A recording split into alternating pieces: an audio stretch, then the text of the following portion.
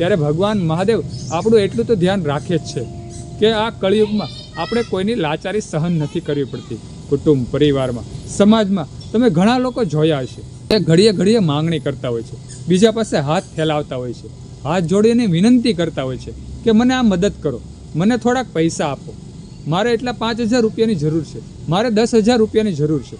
આવા ઘણા તમે પરિવારમાં જોયા હશે, સમાજમાં જોયા હશે, આડોશ પાડોશમાં જોયા છે. આવા અસંખ્ય લોકો હોય છે જે એમ કહેવાય કે સવારે ઉઠી અને માંગ કરતા હોય છે, હાથ જોડીને વિનંતી કરતા હોય છે, પૈસા લઈ પણ લે છે, પણ જ્યારે ચૂકવવાનો વારો આવે છે ને ત્યારે તે ચૂકવી શકતા નથી.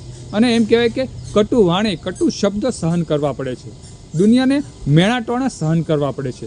જેની પાસેથી પૈસા લીધા હોય છે તે આપણને મેણા મારે છે કે પૈસા દેવાની તમારામાં તાકાત નથી તો પૈસા લીધા કેમ. આવા આપણે મેણા સાંભળવા પડે છે, આવું આપણે દુઃખ સહન કરવું પડે છે, આવી દરિદ્રતા સહન કરવી પડે છે. ભક્તો